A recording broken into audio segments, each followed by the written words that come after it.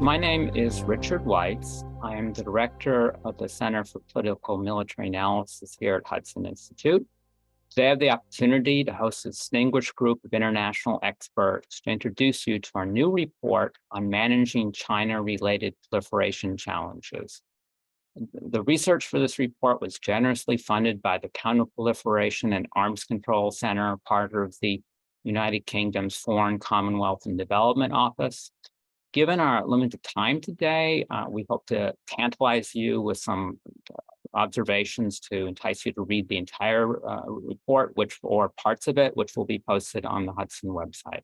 So if people have questions or comments, feel free to write me later. I'm happy to address those.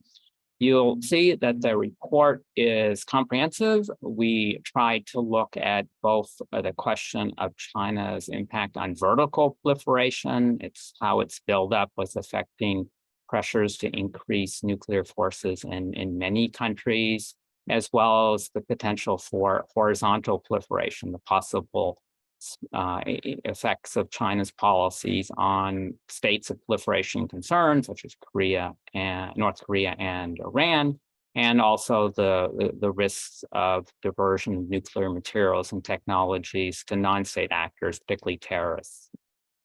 China's nuclear buildup, has been noted by many, is awesome. It's been rapidly increasing not only its nuclear warheads, but also its delivery systems and improving their effectiveness. China is now has the full panoply of a nuclear triad with strategic submarines, strategic bombers, and especially long-range ballistic missiles that are all capable of launching nuclear weapons.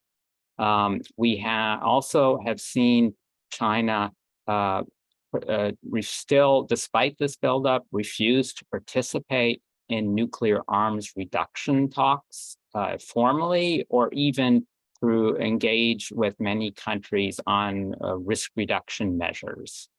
In our view, China's buildup is having an adverse effect on global security and regional security issues.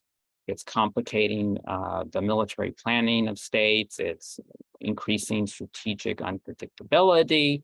It risks decreasing crisis instability, and it is encouraging the proliferation of nuclear weapons and their means of delivery to other states. Regarding this latter point, we've seen Chinese government reduce its support for international sanctions on states of proliferation concern, North Korea and Iran, and others as well. And we've also seen growing concerns about the implementation of sanctions by Chinese entities, even the ones earlier adopted by the Chinese government. With regard to nuclear security measures designed to keep nuclear material away from non-state actors, there's a continued Chinese local support for these initiatives, but the transparency of China's activities in this area has been decreasing, while its nuclear buildup has been raising concerns about what's happening, how secure all that additional fissile material has become. One of the key chapters in our report addresses the impact of Chinese policies on both Koreas. This chapter was written by Youngjun Kim of the Korean National Defense University and Yeseul, a scholar at the King's College London. And I'll let them identify for us what they think to be the 2 or 3 main points of their chapter. Thank you very much for inviting me to this webinar. I mainly cover the chapter and about the South and North Korea's perspectives with Professor Kim. So let me say a few words about how South Korea's response to China's nuclear development. Since the current Yoon Suk-yeol administration, Seoul tried to build strong ties with Washington compared to the previous Moon Jae-in administration. During the presidential campaign, Yoon announced a plan to deploy additional THAAD missile defense system in an effort to respond to national security needs. Not only this, President Yoon also increased the military budget for the nation's security. Nowadays, the South Korean public discussed the development of its own nuclear weapons. In particular, on 11th of January 2023, President Yoon's remarks on nuclear armaments are also statements that reflect the public opinion of South Korea. So discussions on this issue are continuing. So this public opinion can be seen as remarks about China's accelerating nuclear developments as well as the North Korean nuclear threat. As a result of survey commissioned by the Uni-Korea Foundation at Joseon-Ilbo and the Institute for Social Development and Policy Research at Seoul National University between 14th and 21st of November last year, 68% of Korean youth in their 20s and 30s said they were in favor of possessing nuclear weapons. So developing nuclear weapons cannot solve the North Korean nuclear threat. However, this phenomenon has quite a long history. For the Korean people, nuclear weapons possess symbolic meaning, not a hypersonic missiles, not THAAD or other high-impact weapons. The reason why the South Korean public talked about nuclear weapon is because many people knew North Korea will not give up its nuclear weapons.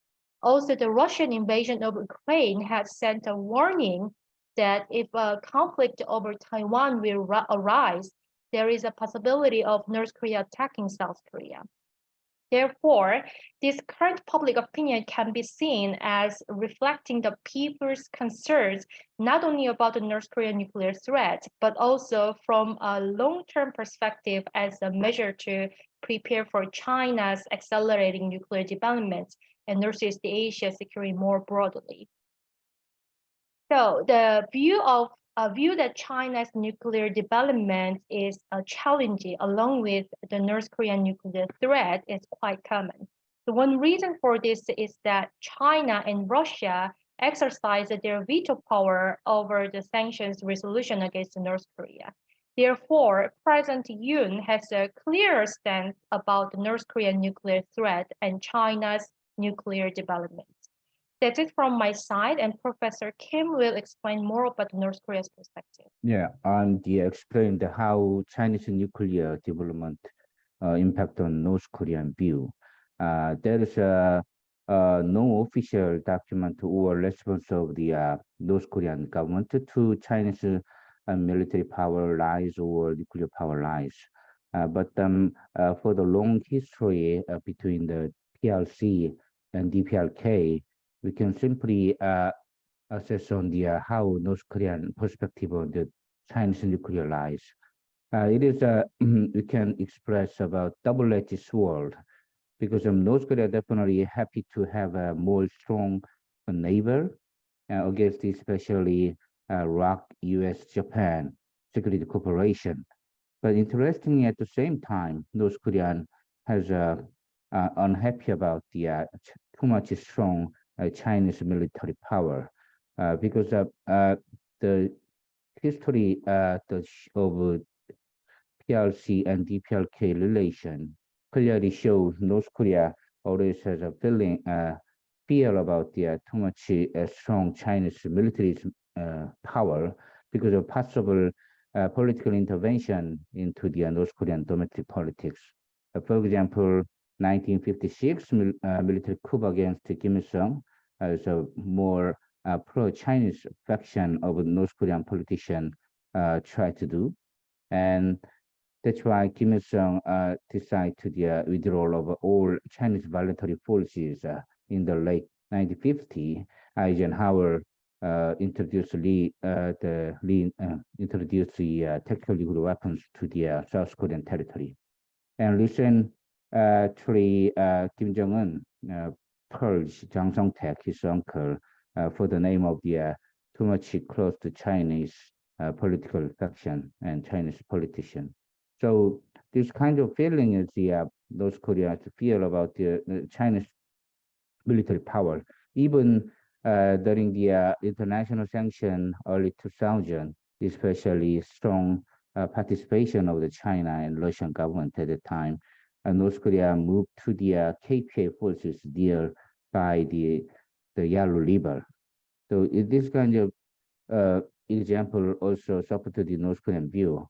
Also, there has been no single combined exercise between the PLA and the KPA. And also there is no official liaison officer between the two countries, even a single officer. So interestingly, North Koreans fear about too much dependent on the Chinese power, not just economically, because of their trade more than 98% of the China. So North Korea, Kim Jong-un definitely happy to have a stronger neighbor, but at the same time, very fear about the potential political intervention into the North Korean Juche ideology. But anyway, possible option between the PLA, KPA, and military cooperation is also possible at this time because of a rock U.S.-Japan security cooperation has increased, and also U.S.-China struggle will be more stronger. So we need to closely watch the how North Koreans want to use China's nuclear power lies. So from this paper, I'd like to suggest that this kind of North Korea double-edged feeling about the Chinese nuclear lies.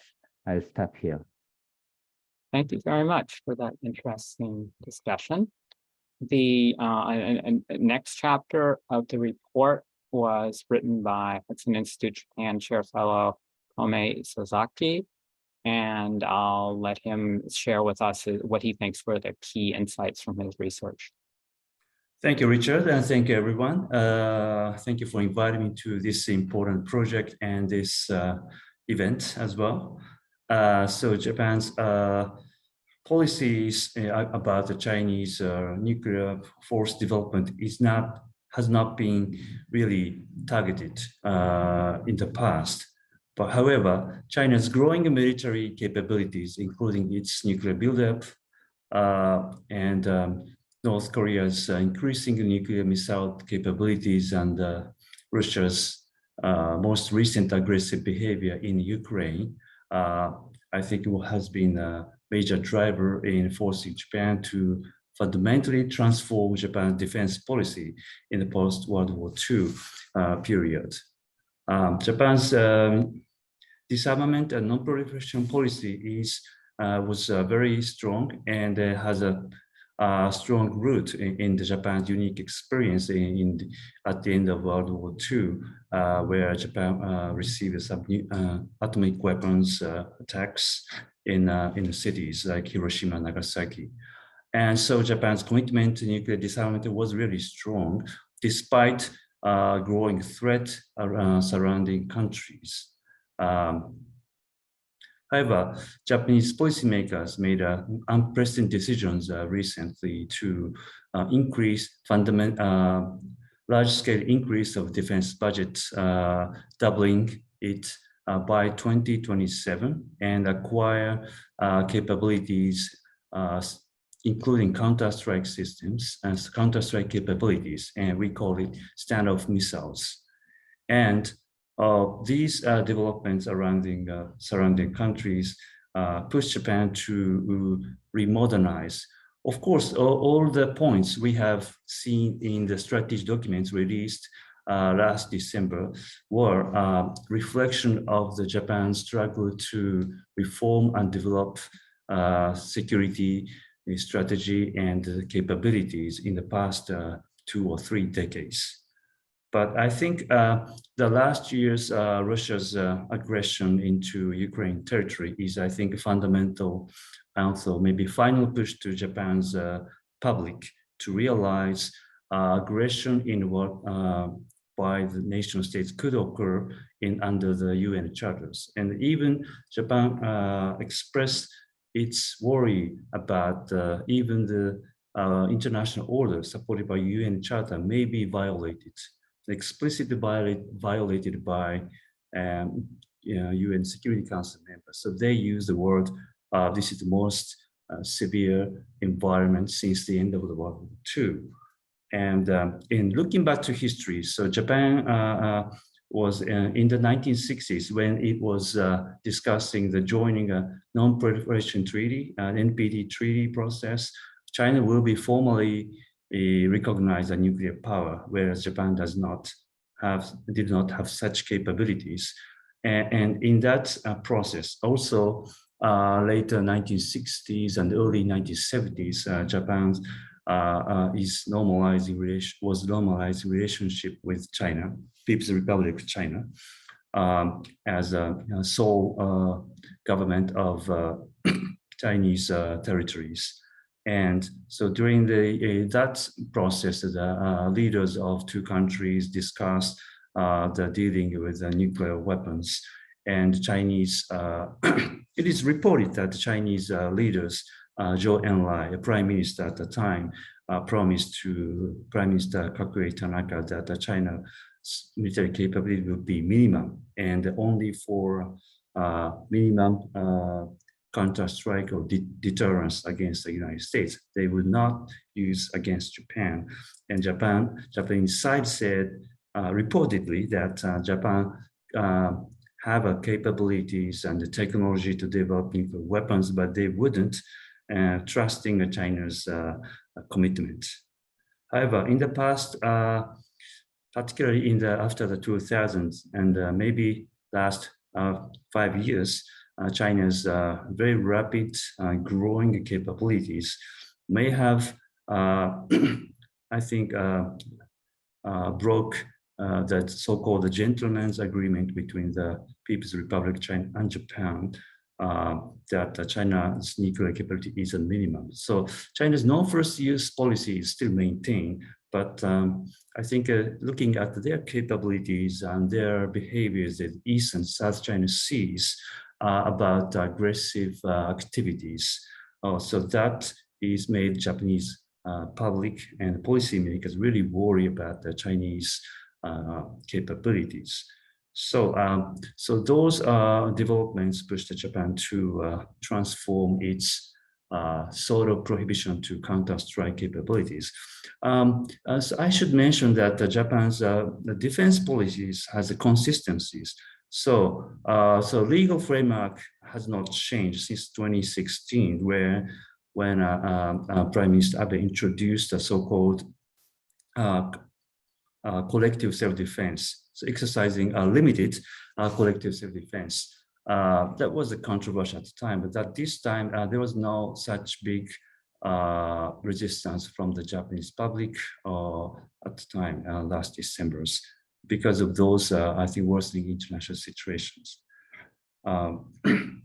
So I think Japan developed strategy changed, so implementation is in the future. So it's not easy. So gradually increasing defense budget under Japan's economic constraints. So we're gonna have, we need to see real implementation of Japan's strategies in the future. And I think it's important to note that Japan and Korea is discussing much more closely. Republic of Korea and President Yoon visited Japan with very courageous decisions and approach, and Japan is so far favorably responding. I think that this trend is very important to see to strengthen our security. I'll stop there. Thank you. Thank you very much. We have a chapter on China and Iran as well. In the interest of time, I'm not going to go into that. People are welcome to read it on the website, but Hudson has also published a lot of material on the Iran-China relationship and held several events. I encourage people to, when they're on the website, look at those as well. The relationship between China's nuclear policies and European response was dealt with by Max Hoell presently at the European Leadership Network. And I'll let him share with us the key points he wants us to draw from this chapter. Thanks very much indeed, Richard. Now, in my chapter on European perspectives on China's nuclear policy, I essentially argue that there appears to be a growing consensus in Germany, France, and the United Kingdom on the imperative of essentially engaging China on much more competitive terms. I also find that nuclear issues are much less visible in the public debate about China in Europe compared with the United States. So there are just a few points that I'd like to highlight really briefly. I begin with Germany. I think what's really interesting about Germany's China policy is that there appears to have been a significant rhetorical shift from Chancellor Merkel to Chancellor Scholz. Now, for much of the Merkel administration, commentators seem to suggest that Merkel essentially subscribed to an overall China strategy dubbed Wandel durch Handel, or change through trade.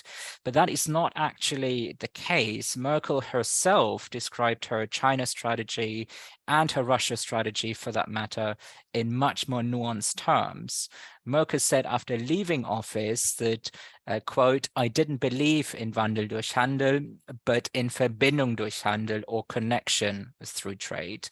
So I think it's very clear from this that for Merkel, the overarching foreign policy priority towards Russia, at least, was to expand trade ties with Moscow.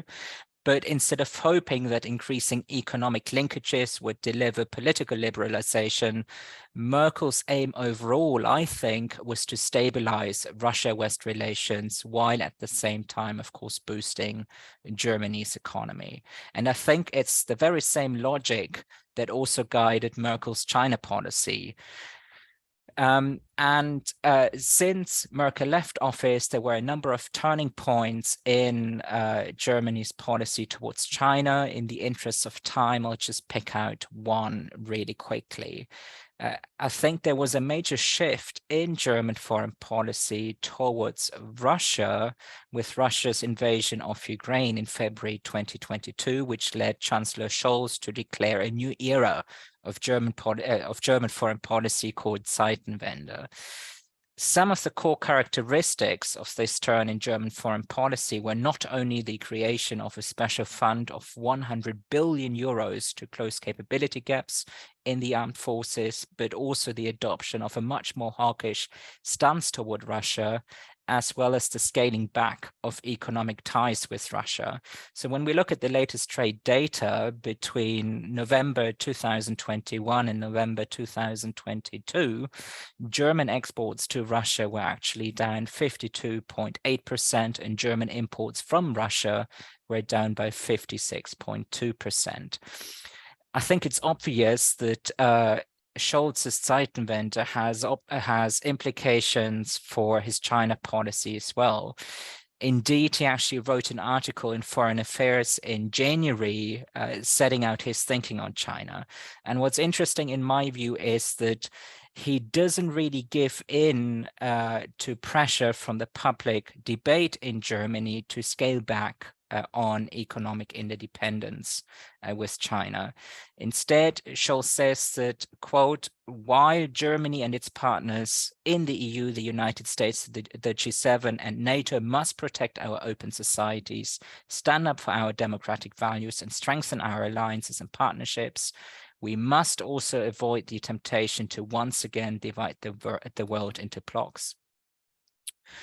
And when you look at opinion data on this, again, the German public, roughly half of the German public advocates that the current administration decrease economic linkages with China. But I think the predominant view among the German policymakers is that this is just too difficult to achieve, and economic decoupling is no viable policy option. And just to put this in perspective, perhaps, China is Germany's most significant trading partner. Trade with China amounted to 298 billion euros in 2022.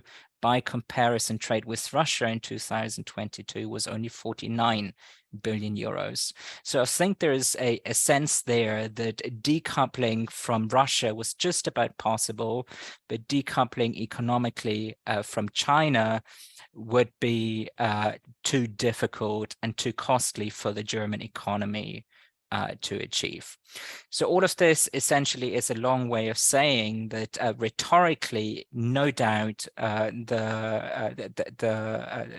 Berlin's foreign policy vis-a-vis China seems to have shifted, but substantively, perhaps the focus is on de-risking economic interdependence with China rather than decoupling from China altogether. I just quickly move on to say a few words about France. I think it's a very similar picture for France when we look at the period from Presidents Nicolas Sarkozy right through to Emmanuel Macron today.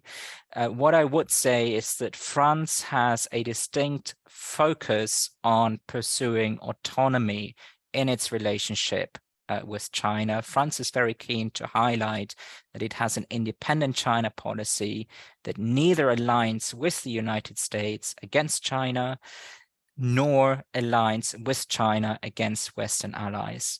And I think there's quite a telling quote from the April 2022 election campaign in which Macron told French voters that France is a vassal of neither China nor the United States. And I think the very same message of autonomy, of emphasizing autonomy in its relationship with China, also in light of China's nuclear modernization and military buildup, that also comes through very clearly in the November 2022 French National Strategic Review.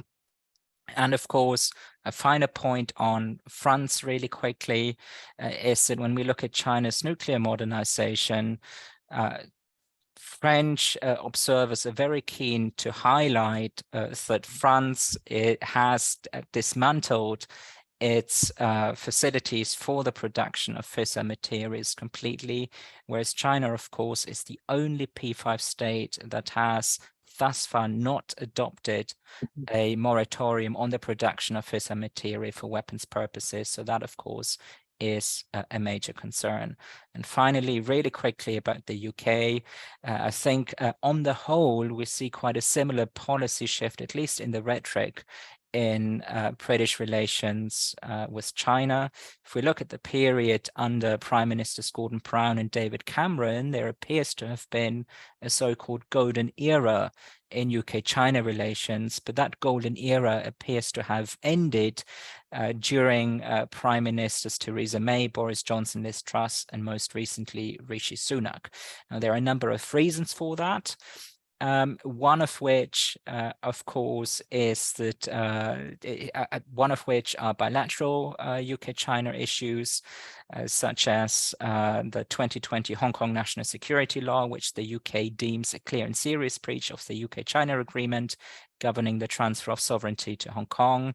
The UK is also very keen to point out Chinese human rights abuses in Xinjiang. And the UK, of course, also has deep concerns related to Huawei's role in the UK's 5G network. When it comes to nuclear policy and sort of the UK perspective on China's nuclear modernization, the UK Integrated Review of 2021 makes quite an interesting statement, because it refers to China as a systemic competitor. The 2021 Integrated Review, of course, also increases the UK's ceiling of nuclear warheads to 260. And some observers have made the link between a rapidly deteriorating security environment, not only because of a much more aggressive Russia, but also a rapidly modernizing Chinese nuclear arsenal that justified, that made the UK feel that it's necessary to give it a little bit of flexibility on the size of its nuclear arsenal. I think I'll stop here and I look forward to the Q&A. Thank you. Thank you. The relationship in China and Russia is, of course, always very interesting, and in the nuclear and other areas. It's like the overall relationship changed a lot over time.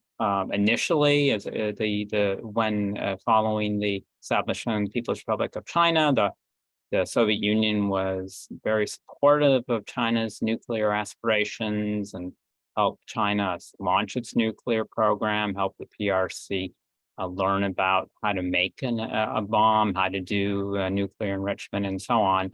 But the Soviets quickly came to regret this, and Khrushchev, when he was in charge as general secretary, tried to cut off this assistance to stop the China program in its tracks at an early embryonic stage. That failed. The Chinese were able to go ahead and test a bomb, develop long-range missiles, and so on. But it did slow the program down. So it took China a while to build up its nuclear warheads, a while to perfect its nuclear delivery systems, and so on. After the end of the Cold War and the end of the Sino-Soviet rivalry and the establishment of the Russian Federation, the nuclear cooperation has slowly gained in traction. You would argue that this is evident and manifests itself in several areas. We've seen this in terms of their position on important arms control and proliferation issues. So they've both been very critical of Western proliferation-related sanctions adopted outside the UN, especially those, which are many, adopted on their own entities for violating the proliferation standards of the United States and other countries. They've been very critical of Western missile defenses. They've become increasingly negative about U.S. extended security guarantees. That is the U.S. pledge to use all means, including nuclear weapons, to defend allies like Japan and South Korea and NATO partners, NATO allies. At earlier points, they understood the value of these kind of guarantees to dampen the incentive of these countries to develop their own nuclear weapons, but they've become increasingly hostile towards these guarantees, as well as the U.S. alliance structure as a whole. And these has now extended to criticism even more so of the Western nuclear partnerships. That includes the NATO nuclear sharing agreement, which has been long a concern of the Soviets and then the Russians, but has now received a lot of criticism from China as well. And more recently, the AUKUS trilateral defense and cooperation agreement between Australia, the United Kingdom, and the United States. That has nothing to do with nuclear weapons, but their propaganda of Beijing and Moscow has been portraying this as violating the spirit and norms of the NP Nuclear Non-Proliferation Treaty and so on. I imagine this criticism will extend to it if we expand the AUKUS arrangement to include other countries or pursue similar arrangements. Also, as noted by Yeseul and others, the cooperation with the West by Russia and China regarding the proliferation prone policies of Iran and North Korea has been declining. So in the past, we could work in partnership with these countries to some extent on restraining the Iranian and North Korean nuclear ambitions.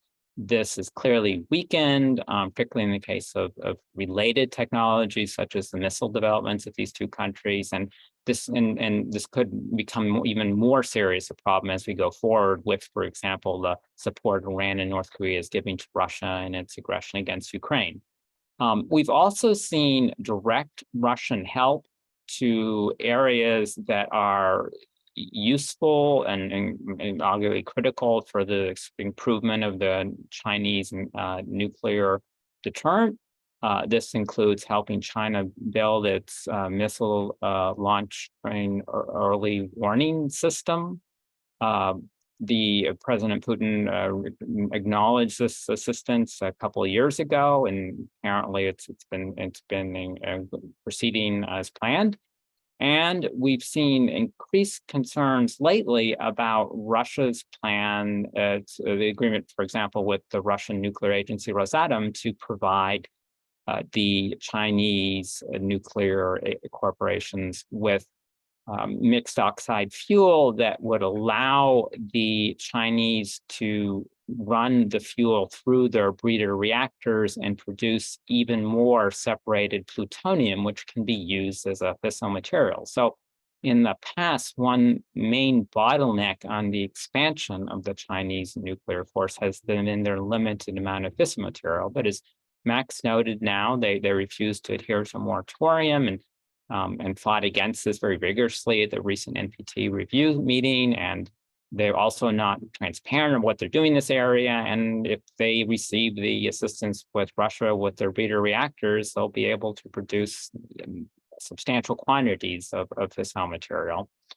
The future speculative, but the Russia-China cooperation in the security realm has been increasing more than many of us thought. And so we could anticipate the possibility of their considering joint development delivery systems, particularly related to hypersonic technology, at least sharing of insights. Perhaps we'll see more explicitly nuclear-related exercises. They've not held one directly related to nuclear issues, but that may be something we will see coming ahead and should therefore plan for. With respect to how the United States has dealt with these challenges, we've seen a lot of continuity, some differences. For example, the Trump administration was very insistent on including China along with Russia in the strategic arms control reduction process, preferably as a formal treaty partner, but at least in some way that would pose legally binding caps on the what they already at that time saw as an expanding China nuclear program. The Biden administration is pursuing a different approach. It still wants to maintain strategic arms control treaties with Russia. With respect to China, for now, they're just trying to get the Chinese more interested in risk reduction measures, more dialogues, more transparency, as a preliminary means to perhaps bring them into the treaty framework later as their forces grow. But there's bipartisan support for continued modernization of the U.S. nuclear deterrent, all three legs of the triad, and the supportive command control and other related capabilities. We've seen bipartisan criticism about China's lax efforts to restrain the North Korean nuclear and missile program, growing concerns about China's activities regarding Iran. The nuclear security cooperation, that is trying to keep nuclear material away from terrorists and criminals and other non-state actors, is continuing. It's just become a lot less visible without the nuclear security summits.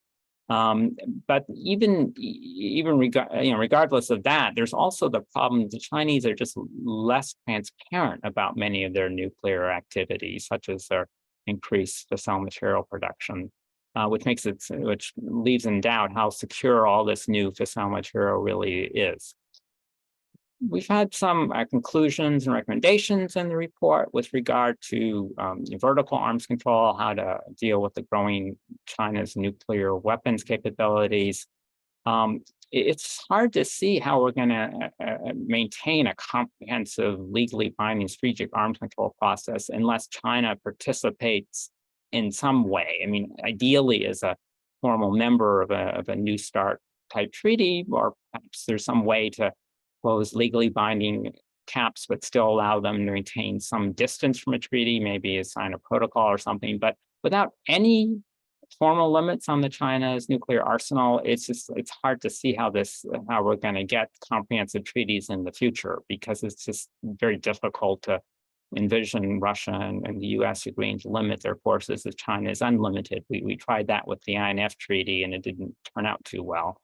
But even the efforts to bring China into the risk reduction process is going to have to require the Chinese government to be more transparent, more open to dialogue, sharing, discussion, debate about what it's doing in this area, what its plans and intentions are, and how we can jointly reduce the risks of nuclear escalation, nuclear incidents, and so on. With respect to the nuclear security domain, as China continues to expand its civilian and military nuclear programs, it's playing a greater role already in the civilian nuclear markets, selling nuclear reactors to other countries, and it has some of the most ambitious nuclear power plant construction plans still in the world. It's just imperative that the Chinese adopt very rigid safety and security controls over this material, and that they be understood and reviewed by foreign experts who have want to support China in this area. And then with respect to non-proliferation, so that is spreading nuclear weapons to additional states, we looked at this in two different ways. So with respect to states of proliferation concern, namely Iran and North Korea, we don't anticipate that much Chinese help in the near term, but we think it's possible you could perhaps at least limit the damage from the deterioration of the overall relationship over unrelated issues to the North Korean and Iran question. That's the hope. It's going to be difficult to manage, but we have some ideas, and our colleagues also have other ideas on this. And then the question of the spreading of nuclear material, the aspirations of allies of the United States, the United Kingdom, and others. The pressure growing as Yeseul reviewed particularly in South Korea to develop an independent nuclear deterrent. That's something where the US, the UK, and others have to think very hard about how we can meet the needs of these countries for enhanced security, cooperation, and extended deterrence guarantees, short of their having to pursue an independent nuclear deterrent. And thank you very much. That's the end of the summary, but we did want to share some other insights through dialogue. I know that Komei in particular mentioned to me his interest in thinking about how Japan and South Korea are pursuing slightly different approaches to the Chinese buildup. So I was hoping you could perhaps share some of your insights in that regard. Thank you, Richard. So I think, as I mentioned in my short briefing, that Japan's determination for non-nuclear is strong. So there's, of course, some concerns about deterrence, particularly comparing the South Korea. Japan's concern of the deterrence, where Chinese-owned North Korean nuclear development is making public concerns in Japan too. But Japan's case, Japan is more emphasis on extended deterrence, where U.S. nuclear umbrella will really covers, and in what cases and how they will be exercised, and how Japan can support the U.S. nuclear deterrence operations. So. So I remember that maybe 2 years ago, late Prime Minister Abe raised issues of nuclear sharing with the United States. That's not the Japan is trying to possess or develop nuclear capabilities, but I think it's more about how the U.S. nuclear deterrence will be seen more effective. It may be already effective enough, but it should be more clearer for the public or for potential adversaries about U.S. nuclear deterrence is effective on Japan. So Japan decided to upgrade its extended deterrence talks with the United States.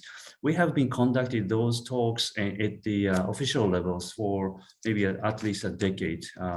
I have been participated sometimes, but it was appropriate to the ministerial level, and even extended deterrence discussion conducted between the President of the U.S. and the Prime Minister of Japan in this January this year, where Prime Minister Kishida visited Washington, D.C.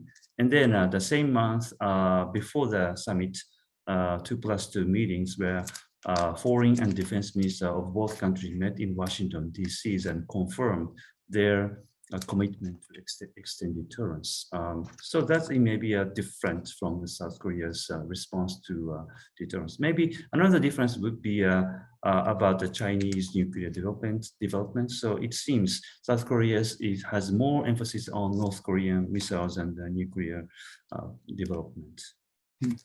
And Yeseul, I know that you said that that you thought there were important differences between the current Yoon government and the previous Moon government on many of these questions, even within South Korea. So I was hoping you could share your insights on that with us. Yeah, thank you, Richard. Geopolitically, South Korea's core foreign policy is balanced diplomacy. That is to achieve a balance between the United States and China. So South Korea relies on the US for its security, but also maintains strong economic ties with China. The previous Moon Jae-in administration showed more pro-China moves, but the current Yoon Suk-yeol administration is emphasizing strengthening security ties with democratic countries, such as resuming dialogue with Japan and a clearer stance for the US-ROK alliance. And Youngjun, I know you're been a close advisor to both these administrations. Do you anticipate any changes in the Yoon approach now that we've seen, for example, a new national security advisor being appointed and President Yoon now being in office for a while and had time to reflect a bit on how best to pursue his policies? Yes, and now South Korea is very busy about the new position of the National Security Office, and also new the ROK ambassador to Washington D.C. just 3 weeks before the President Yoon and Biden presidential summit.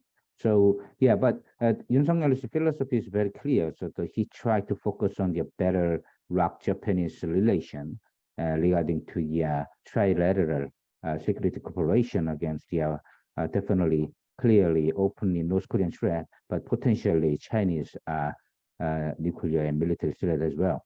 So Yoon administration tried to have a more stronger cooperation. Even some year later, Blue House owner change or not.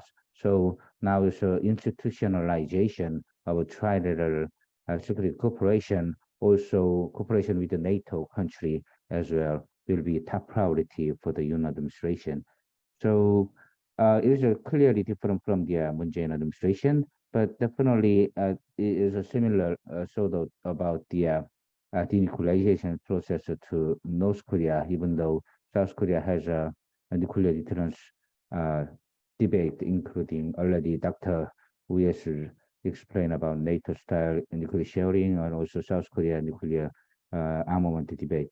But the denuclearization process is anyway a priority of the Yoon administration as well. So it's a similar approach to of the Moon Jae-in administration as well. And Max, I know that you gave a very comprehensive review of the past policies of the German, French, and British governments in this area. I don't know if you had time, you've thought about if there was the opposition came to power in any of these governments, whether we might see a different approach to China. And in addition, I know besides the 3 countries, you've also looked at NATO as a whole. So I wasn't sure if you could also share your insights on the NATO approach in addition. So those 2 questions, what might we see in the future, and then how NATO as a whole has been dealing with the China issue. Sure, thanks very much indeed, Richard. So on the first question on the approaches of the opposition, so at least if we look at the German public discourse on this, some members of the Conservative Party, the Christian Democrats, for instance, have criticized the current Scholz administration for being too soft on China. Having said that, I think even the hawks in the German debate don't really call for an economic decoupling. And I think it's the end of the day, for the reasons that I've already mentioned, there simply is that the perception there that China's economic importance for Germany is simply too great. I mean, we're looking at almost 300 billion euros of the overall trade volume last year. That's a significant chunk. When it comes to NATO, I think what's interesting is that until around 2019, there was hardly any mention within the NATO alliance of the role that China plays for Euro-Atlantic security. I think NATO's internal thinking on a suitable bespoke NATO strategy towards China really began in earnest in 2019 with the launch of the NATO 2030 process. And I think it's also in 2019 that for the first time, China was mentioned in a summit communique, indeed with the London Declaration of 4th December 2019, referring to China for the very first time, but in rather vague terms. It was then, I think, in 2021 with the Brussels summit communique and with the 2022 strategic concept that NATO really fleshed out its thinking on China, essentially stating that China posed systemic challenges to Euro-Atlantic security. So that's quite an important sort of upgrade of the China challenge. And I think what's also interesting with the NATO language on China is that NATO explicitly refers to China's rapidly expanding nuclear arsenal and its increasingly sophisticated delivery systems being a major cause for concern. And I think it's also clear to say that overall, despite this shift in the rhetoric on China, NATO still remains fairly vague on its overall approach to China because there simply is no consensus between the allies on how best to respond to an increasingly assertive China. And I think we see that with some allies like the United States, the UK, Canada, Lithuania, the Czech Republic, seeking to contain a rising China, whereas Hungary, on the other hand, France and Germany are very cautious not to undermine any economic consideration or economic interests. So again, in my view, there isn't an overall consensus among the allies on how to deal with the rising China. Very good. Okay. I had many more questions, but we've run out of time. So please let me thank the viewers and my colleagues for sharing their insights. Again, I encourage you to read the report, Managing China-Related Proliferation Challenges on the Hudson website, and I look forward to our next session together. Thank you.